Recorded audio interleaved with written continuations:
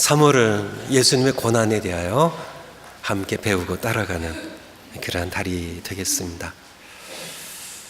우리 장로님의 기도 가운데 나온 것처럼 사순절은 넉사의 열순자예요. 40일 동안 예수님의 십자가의 고난을 함께 기억하는 그런 절기입니다.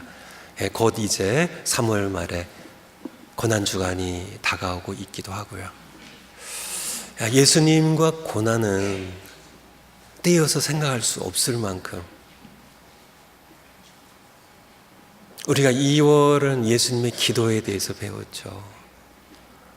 또 고난 가운데 겟세마네 동산에서 기도로 승부하신, 고난 중에 기도하신 예수님. 1월에 우리 예수님 순종에 대해서 배웠는데요, 히브리서의 말씀처럼 고난 중에, 받으신 고난 중에 순종을 배우신 예수님,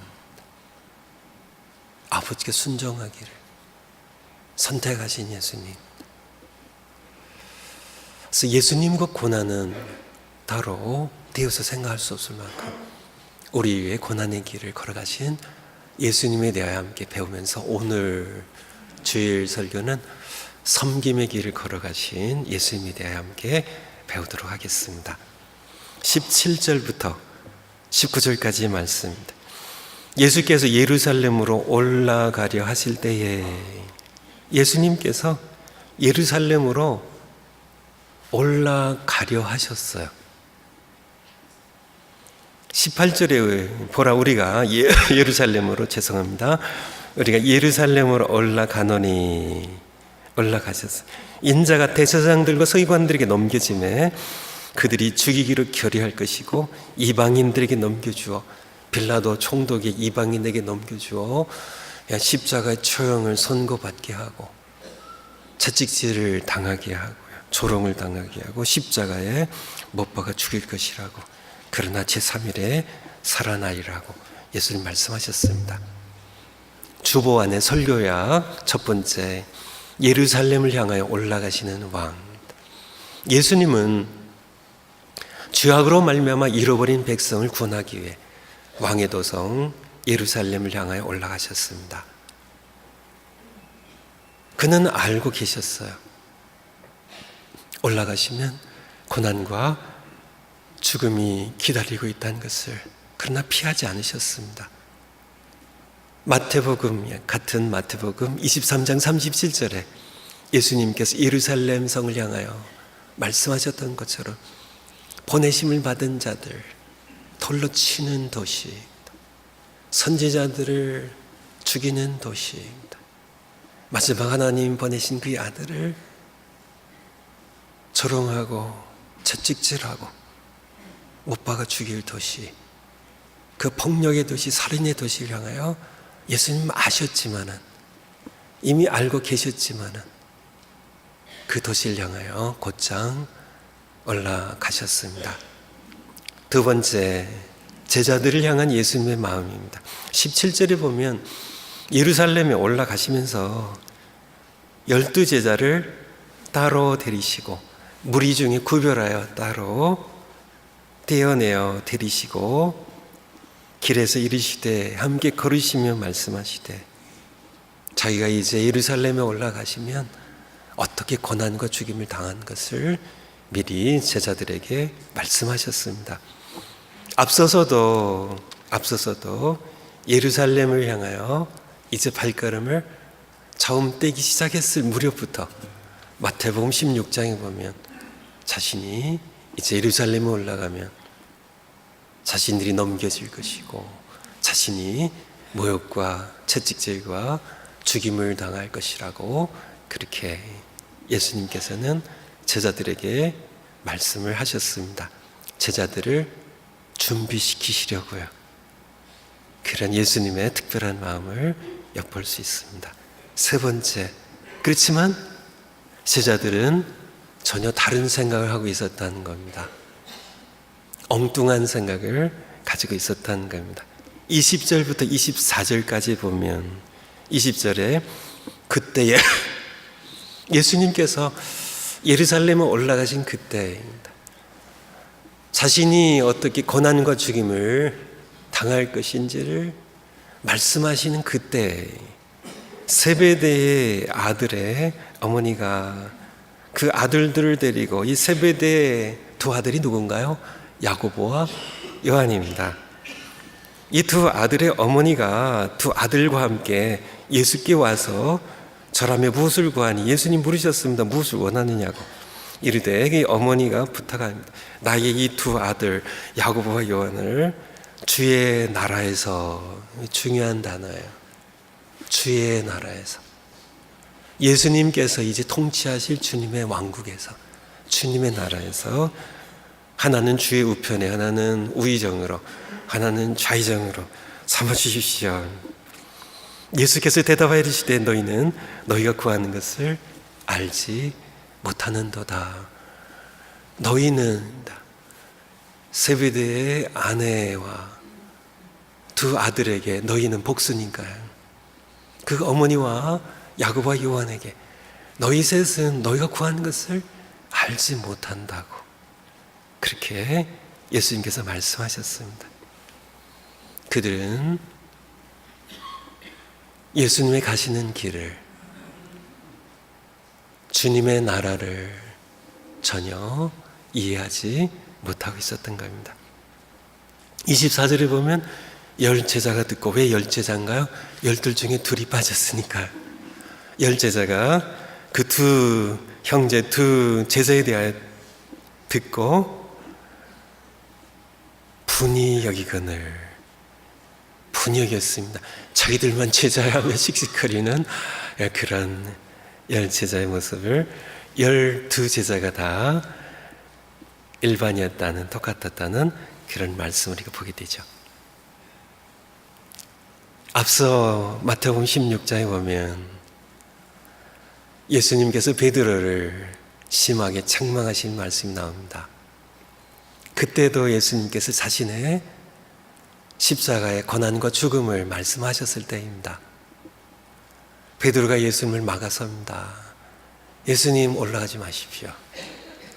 그런 일이 결코 예수님께 일어날 수 없습니다. 그때 예수님께서 베드로를 심하게 책망하십니다. 사탄아, 내 뒤로 물러가라고. 심한 책망이죠. 그러면서 하신 말씀이, 너는 하나님의 일을 생각지 않고 사람의 일을 생각한다고.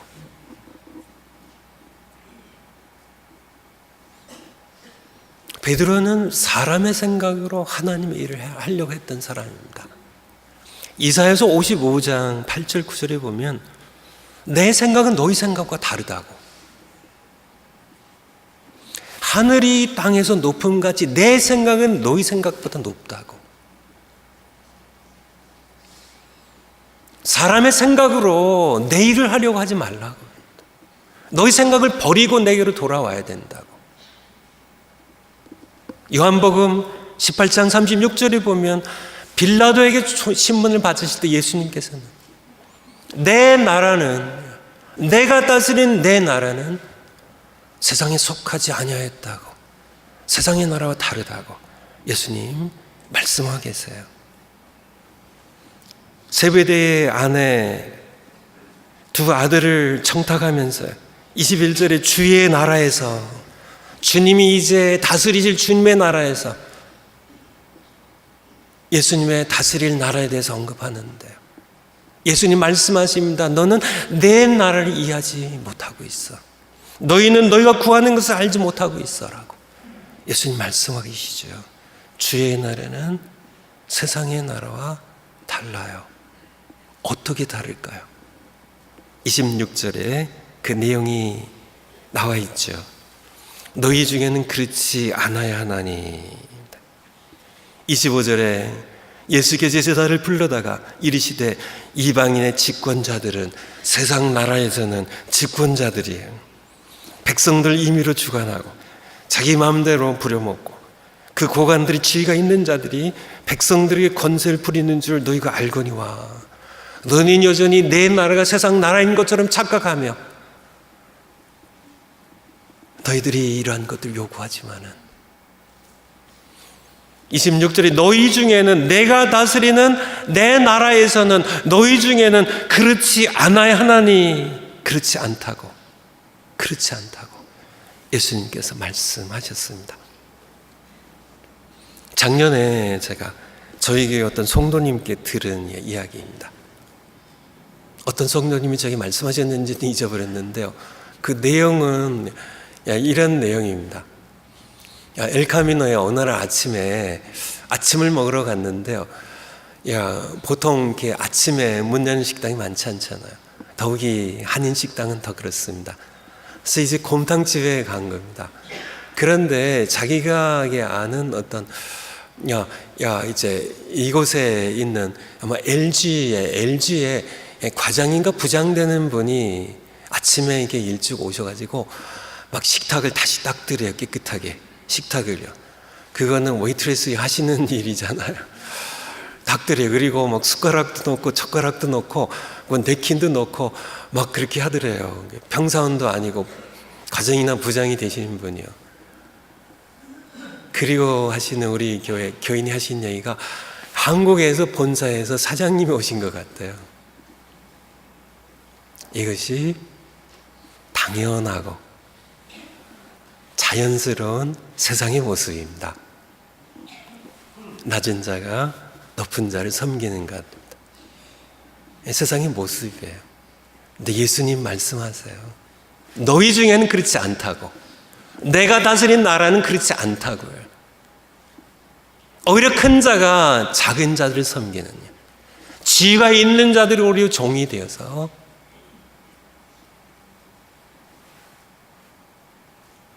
섬겨야 되는 나라가 바로 내 나라라고 예수님께서 말씀을 하셨습니다.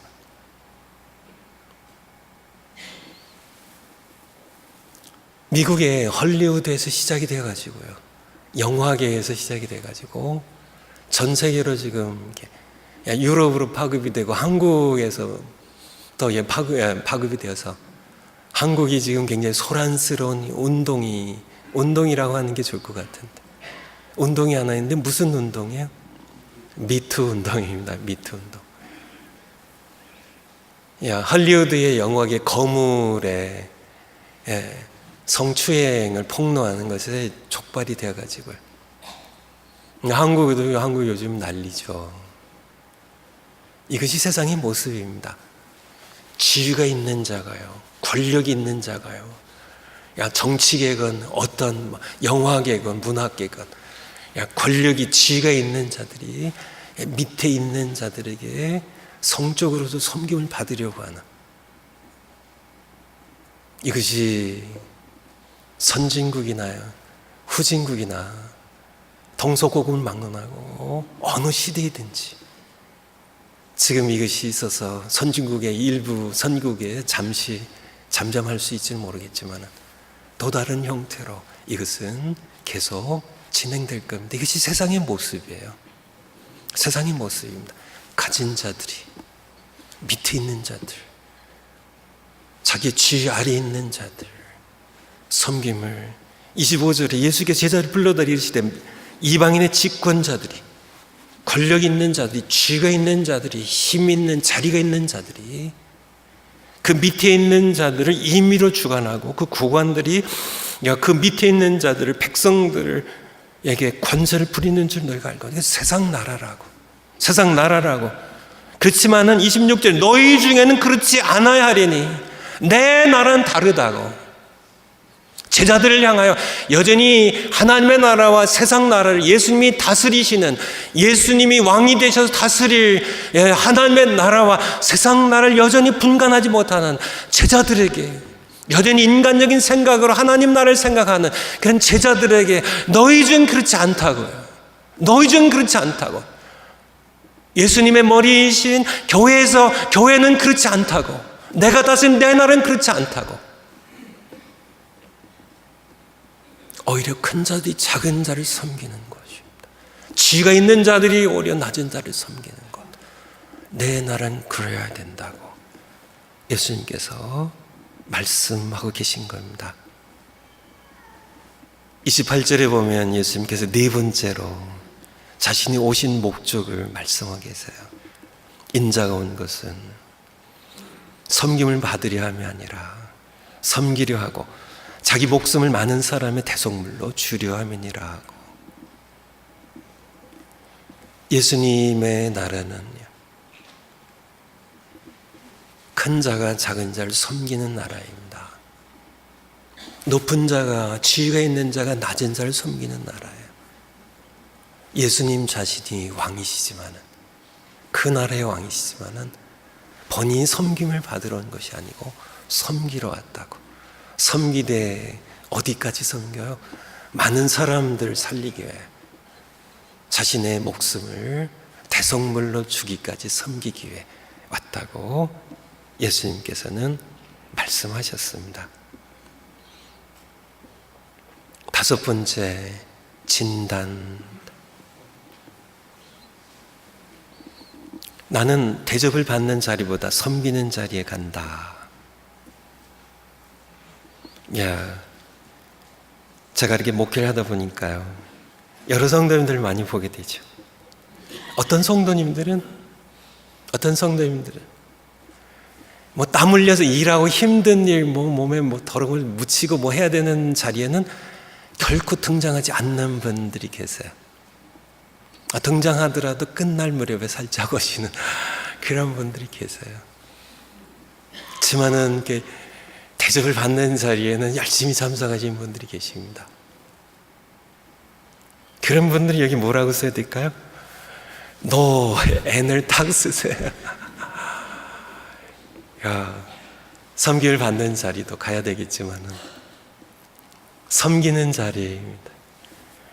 일하는 자리, 땀 흘려서 힘들게 섬기는 자리에 가시는 분들, 거기다가 Y, yes, 예라 그렇게 쓰세요. 내가 일한 만큼 인정을 받지 못해도 나는 기분이 나쁘지 않다. 그러면 yes, Y를 쓰시고요. 일했는데 목사님도 안 알아주고 성도님들도 인정해 주지 않고 기분이 나쁘다면 거기다 확실하게 쓰세요. N이라고요. 그분은 섬기려고 섬긴 게 아닙니다. 인정받으려고 섬긴 거죠. 정말 섬기려고 섬긴 분들은 인정받으면 받는 것도 좋죠. 그렇지만은 인정받지 못해도 내가 섬기려고 섬긴 거니까, 사랑으로 섬기고 하나님 사랑하고 또 제 백성들 사랑하기 때문에 섬긴 거니까 그렇게 기분 나쁘지 않죠. 그런 분들은 Y 이렇게 쓰시면 됩니다. 나는 섬김을 받을 때보다 섬길 때 더 기쁘다. 여러분들이 답을 한번 써보세요. 여러분들의 진단이 나올 겁니다. 여섯 번째 숙제. 생명의 공동체인 가족과 교회는 세상과 대별되는 생명의 공동체입니다. 세상에 생명의 공동체는 딱 두 개밖에 없어요. 새 생명들이 아기가 태어나는 가정과, 그리고 새 생명이 태어나는 거듭나는 교회가 생명의 두 공동체입니다. 이 생명의 공동체인 가족과 교회는 세 부류로 구성이 돼요. 세 부류로. 첫 번째 부류는요, 섬기는 자. 두 번째 부류는요, 섬김을 받아야 하는 자. 세 번째 부류는요, 두 번째 부류까지만 있으면 좋은데, 세 번째 부류는요, 골치 아픈 존재들인데요, 섬기는 자가 앞으로 연륜으로 봐서 섬기는 자가 되어야 하는데, 세상의 속성을 따라 아직도 섬김을 받으려 하는 자. 세 번째 부류로 구성이 됩니다. 내 가족, 우리 교회는 어떠한가? 가족 먼저 한번 살펴보죠. 가족에서 태어난 아기는 1번일까 2번일까 3번일까요? 1번 섬기는 자, 2번 섬김을 받아야 하는 자, 3번 골치 아픈 자. 아기는요, 당연히 2번이죠. 섬김을 받아야 됩니다. 받아야 돼요. 그러면 한 6살 난 아들, 딸은 1번일까 2번일까 3번일까요? 여전히 2번입니다. 아직 성기를 받아야 돼요. 10대 자녀들은요, 1번일까 2번일까 3번일까요? 아마도 2번에서 1번으로 이제 옮겨가는 과도기에 있는 그러면은 남편들은 1번일까 2번일까 3번일까요? 우리 남편들, 본인들 잘 몰라요. 우리 아내분들, 내 남편은 1번 섬기는 자, 2번 섬김을 받아야 하는 자, 3번 섬겨야 하는데 섬김을 받으려고 하는 골치 아픈. 한번 남자분들 한번 손을 들어서 펴 보실래요? 손가락으로. 그렇다면 아이들이 다 커서 섬기는 자로 다 이제 섬김을 받는 자에서요, 섬기는 자로 이제 컸습니다. 그럼 어떻게 될까요? 세상으로 나가는 겁니다. 넘치는 섬김을 가지고요. 교회는 어떤 교회가 건강한 교회일까요? 섬김으로 구분을 해보면, 섬김이란 관점에서 구분을 해보면 세 가지 교회가 있습니다. 첫 번째 교회, 섬김의 수요가 공급보다 많은 교회, 병든 교회입니다. 섬김을 받아야 하는 사람과 받으려고 하는 사람들의 수요가 2번과 3번이 1번보다 많아요. 짜증이 있는 교회입니다. 불평이 있는 교회예요. 섬김을 받아야 되는데 섬기는 사람들이 태부족이에요. 병든 교회, 건강하지 못한 교회. 특별히 3번이 많은 교회, 골치 아픈 교회입니다.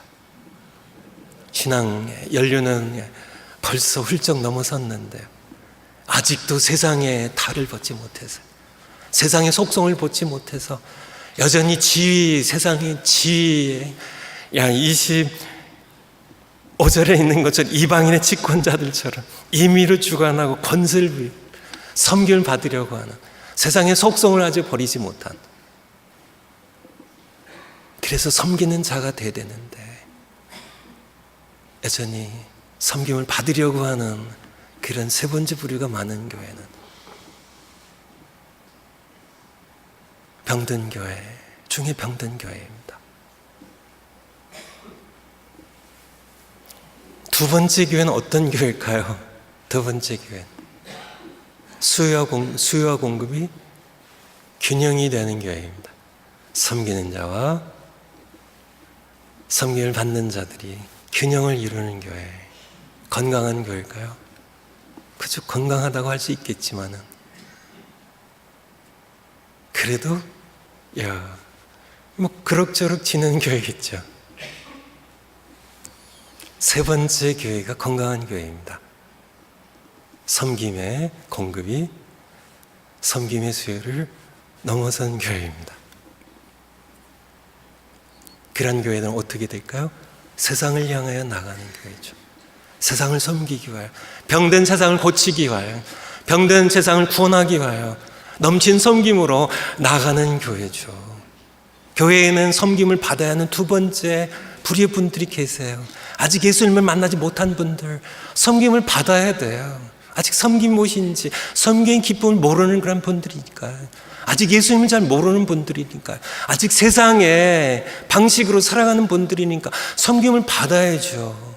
갓난아기처럼 영적으로는요. 섬김을 받아야 하는 분들이 계세요. 하지만 그런 분들이 섬김을 받으며 자라서 섬기는 자로 성숙해 가는 겁니다. 그래서 교회가 섬김이 넘쳐서요, 세상을 향하여 나가는 교회, 건강한 교회죠. 세상을 구원하는 교회, 건강한 교회죠. 그렇다면 우리 교회는 1, 2, 3 가운데 어디에 속할까요?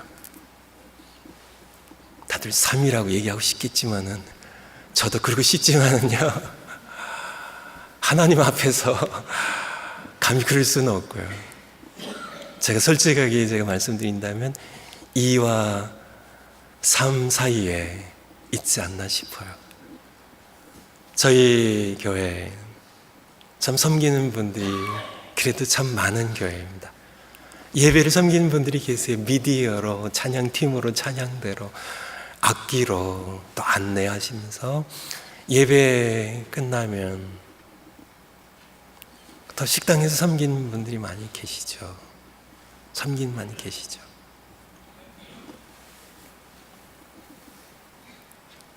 주일뿐만 아니라 평일에도 마찬가지입니다. 많은 분들이 섬기세요. 목자로, 부목자로 섬기십니다. 섬기신 분들이세요. 참 귀한 섬김의 분들이죠. 그분들의 섬김을 통하여 목장들이 지금까지 여기까지 올 수 있었죠. 목요일 날 되면 음식으로 암 환자 가족들 섬기는 분들이 계십니다. 양로원에 계신 분들을 섬기는 목요일마다 양로원을 찾아가는 분들이 계세요. 베데스다부가 있어요. 사랑방이 있어요. 여러 섬기는 분들이 여기저기, 또 교사로서 섬기는 분들, 너무 귀한 섬김이죠. 제가 일일이 다 말씀드릴 수 없는데 많은 섬기는 분들이 계세요. 그럼에도 불구하고 아직은 부족하다는 걸, 지금보다 적어도 10배는 더 이상, 여러분들의 신앙의 연륜과 성숙에 비교한다면 지금보다 10배 이상 우리는 섬김이 더 넘쳐서 세상으로 흘러가서 세상을 변화시키는, 세상을 치유하는 그런 교회가 되기 위해서는 섬김이 더 넘치는 그런 우리 교회가 되어야 할 것입니다. 제가 참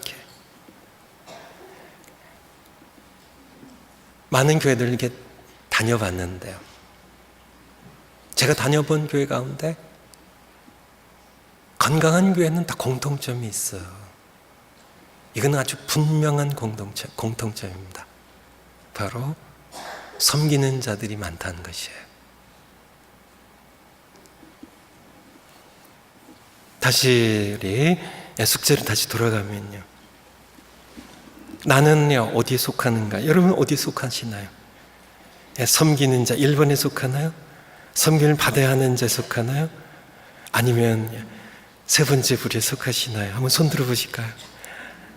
나는 어디에 속하는가? 왕이신 예수님을 닮아가는 성숙한 구성원 지체로 가정에서요 섬기는 자 1번이 되세요. 목장에서요 섬기는 건 목자, 부목자 다 하는 것이지,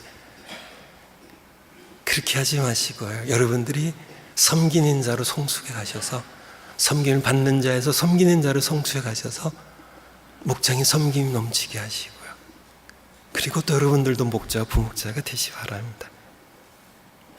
교회에서요, 세상에서요 섬김을 받기보다 섬기기를 선택하신 여러분들이 되시기 바랍니다. 마지막으로 섬김의 기쁨을 불어넣는 것이 있는데, 괄호가 오늘 딱 하나인데요. 뭐가 들어갈까요? 뭐가 들어갈까요? 섬김 그 짜증나는 거 아닌가요? 힘든 거 아닌가요? 지루한 거 아닌가요? 피하고 싶은 거 아닌가요? 그런데 이 섬김의 즐거움을 불어넣는 신비한 것이 있는데요. 바로 사랑입니다. 사랑. 지금쯤 제가 얘기를 드려도 될 것 같아서 말씀을 드리면요. 제 아내와 제가 첫 손자를 얻었습니다. 그래서 제가 이제 2개월짜리 할아버지예요. 그래서 제가 이렇게 하룻밤 자고 왔는데요. 버스너에 가서 큰아이 네라 이렇게 손자 엘리야를 좀 보고 왔습니다. 좀 이렇게 안아주고 또 사진도 이렇게 찍고 이렇게 왔는데, 저희도 두 아들 키웠고 또 손자를 이렇게 안아봤지만은 이 아이들이 이 아기가 하는 것은 아무것도 없어요. 이번에 가서 또 확인했는데요. 먹고 싸고 자고 오는 거 이거밖에 아무것도 없더라고요. 그렇죠. 먹고 싸고 자고 뭐 오는 거 외에는 다른 거 하는 거 아무것도 없어요. 100% 섬겨야 됩니다. 뭐 아무것도 안 한다니까요. 먹고 싸는 거밖에 없어요. 자고 오는 거밖에 없어요. 그런데 우리 아들 레도 보니까 왜 그렇게 싱글벙글 짜증 한번 안 내요? 야, 너 또 똥 쌌다고 이렇게 얼굴 찡그는 걸 못 봤어요. 더러운 그렇게 씻어내면서도 싱글벙글해요. 어떻게 섬김의 기쁨을 그렇게 가질 수 있을까? 뭐 때문에 그럴까요? 사랑입니다. 사랑. 예수님께서 아셨습니다. 예루살렘에 올라가시면 채찍이 기다려요. 모욕이 기다려요. 고난이에요. 십자가의 처절한 죽음이 기다려요. 근데 예수님께서 피하지 아니하셨어요. 기쁘게 올라가셨어요. 왜 그러한 고난의 길을 즐겁게 가셨을까요? 그는 왕이신데 왜 그런 섬김을 기쁘게 감당하셨을까요? 답은 하나입니다. 사랑입니다. 우리를, 여러분 한 분 한 분을 사랑하셨어요. 섬김이 짜증스러우신가요? 사랑이 없어서 그래요. 자식들 키워봐서 아시잖아요. 해주는 거 아무것도 없어요. 그냥 먹고 싸고 자고 우는 것밖에. 그래도 왜 그렇게 즐겁게 섬겨? 사랑하니까. 예수님 걸어가신 섬김의 길, 그 길은 사랑의 길이었습니다. 기도하겠습니다. 하나님 아버지, 저희들도 예수님 닮으면서 섬김의 길, 사랑의 길, 고난의 길 걸어가겠습니다. 즐겁게 섬기겠습니다. 예수님의 이름으로 기도하옵나이다. 아멘.